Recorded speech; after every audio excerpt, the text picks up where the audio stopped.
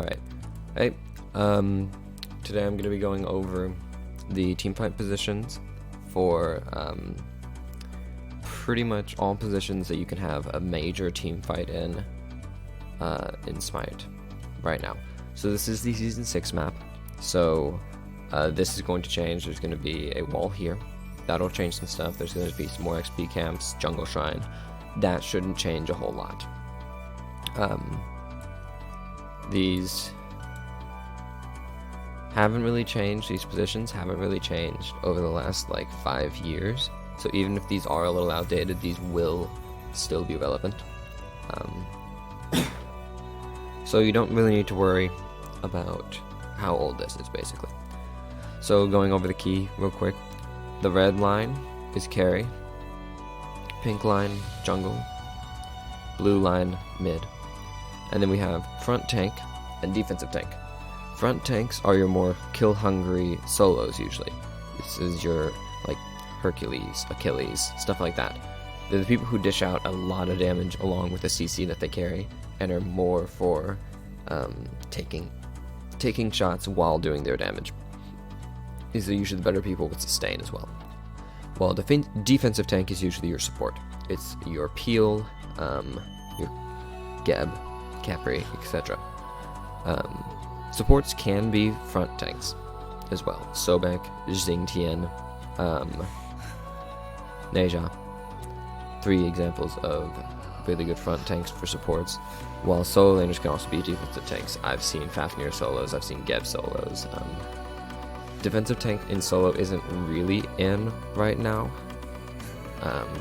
It's more just frontline.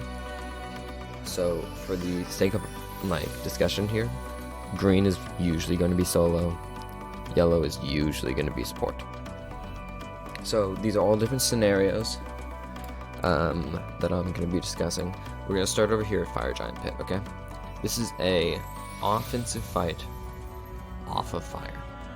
So your team's here, enemy team's over here, in this area. You've got your front tank. Your front tank takes up a lot of space. This is your spacing. This is your zoning, stuff like that. So the front tank is going to be able to engage, is going to be able to get back over here and defend should someone come around the other angle. Defensive tank is going to be very focused on keeping the jungle and carry alive, especially. Front tank is more focused on keeping mid and jungle alive. So jungle is very, very important in this kind of fight, because jungle is the one that can get in and get out the easiest. So mid's going to take up a position behind this rock. Anyone coming this way is not only going to have this wall, but this wall impeding them from being able to hit the mid easily, while the mid is going to be able to come around very easily when the front line provides CC to be able to just unload abilities and get back. Jungle is kind of here also to provide cover for mid and carry when they get dove, since jungle usually does have that one kill CC, quote unquote, like a Kali stun or something. But for the most part, jungle is just waiting for the opportunity to go in and all in somebody, especially a big carry. Carry over here in this fight, these kinds of fights where you've got a whole lot of obstructions and stuff, carry is actually very low impact. Carry needs to be here to be able to start fire immediately with the defensive tank. But, like, for the most part, carry's not going to be doing a whole lot in this specific fight. This is more a jungle, front tank, mid kind of fight, with the carry dealing with anyone who gets caught out, along with the defensive tank. This allows for very easy zoning, very easy collapse onto fire afterwards while still maintaining a zoning distance, and you have a lot of cover.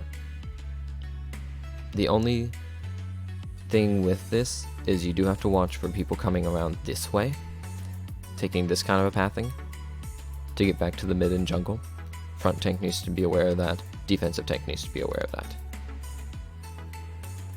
Next we'll look at an even fight, even or defensive fight on Gold Fury, though this will work over at Fire as well. You just have to flip it. So right here, You can see the front tank is taking up a lot of the space again, taking up a whole lot of this, I guess, frontline space. That's going to keep the mid and jungle away from the fight. Defensive tank is kind of more around this side of the rock, so you've got front tank here, defensive tank here kind of thing. And that's, so there's no pathing to get back to the back line without going all the way around this rock and meeting the jungler first. Carry in this fight actually is going to do a lot more, even though the carry doesn't have a very big area. Anything that the defensive tank or front tank throws out is going to be intercepted by the carry. Carry can come around this rock and do a lot of damage. It's a very, very, very safe position for the carry, but the carry can get a lot of damage here. Mid has a fair amount of damage, fair amount of spacing, but the big thing here is mid has a clear line of sight onto the Gold Fury, and is still being protected by front tank. And in range of the defensive tank. So you have the ability to steal. That's your big thing here, is if y'all are fighting evenly, or y'all are aggressing onto the Gold Fury while they're on it, the mid just needs to be in position to steal, while backing up the jungler. The jungler in this fight, the jungler can also come up through the front tank. The jungler in most instances with this fight is 1. Let me correct myself. This is an overlay of all the pro fights that were 1. So I did like this whole chart thing where I plotted where the jungle started, where the mid started, where the carry started, etc. in fights that were 1. And it came out to be very, very distinct. Jungle usually will go around here. We'll go around while still making space with the front tank. The front tank needs to back up the jungler. If the jungler gets into any positions that are bad, jungler can completely jump over this wall onto oracles. So the big goal of this fight is stealing the objective, or getting kills with your carry and jungle. This is a lot less zoning, as you can see, from the front tank especially, than on a like push off of fire kind of thing. So make sure you're keeping account for that. This is a lot close quarters. If they have a big Poseidon Kraken or something, you might want to spread out more than this. But in general, you're going to be staying with your 3-2 combo here. Your front tank, your mid jungle, front mid jungle, carry defensive tank, carry defensive tank. So this 3-2 combo is what a lot of the pro teams use. It's very simple, and it keeps everyone alive very well without putting a lot of damage. So here we have a defensive fight under Phoenix. This is not for towers, this is just for Phoenix. So the biggest thing that people don't realize is that you really can use Phoenix as kind of a wall. And over here, jungle should be out of sight. Jungle starts here. Even though like jungle's whole range is this, jungle starts right here. So you have easy access into the fight. They can't see you, but you know where they are because of your front line making a lot of zone.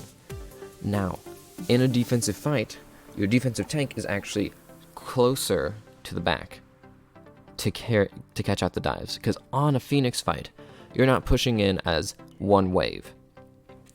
You're diving. And when they dive on a Phoenix, the defensive tank needs to be in the back to be able to... Sorry, my dog is barking right now. To be able to defend the mid and defend the carry.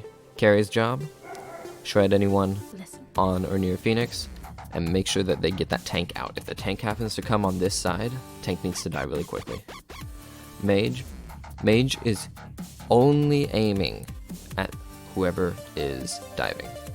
Mage shouldn't really be on the tank at this point, unless the mage has a lot of shred, like a Chronos or something.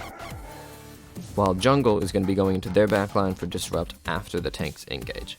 Front tank still making space here. The biggest thing here is you need to realize that mid can go here too. Carry should be positioned behind Phoenix. With all these angles and stuff, no matter which way they come in, they have to go through, around, or over Phoenix to get to your 2 carries, and they won't have sight of your jungler unless they place a ward here. And finally, we're going to look at an offensive dive onto Phoenix. This one's a lot simpler, obviously, because this is more diving. This is more just going in. You have your front tank going up with your jungler. Front tank will be tanking the Phoenix for the majority of this. Your defensive tank should be up in the Phoenix, but still here to keep the jungler from going back to your carry. Carry is going to be a little farther up in this fight than usual because they have to get their damage out on Phoenix. Mage is again going to be dealing with most people who would dive. So yeah, that's the basic overview of Siege defense, Siege offense, and objective fights, as based on a lot of the pro games. I hope this helps.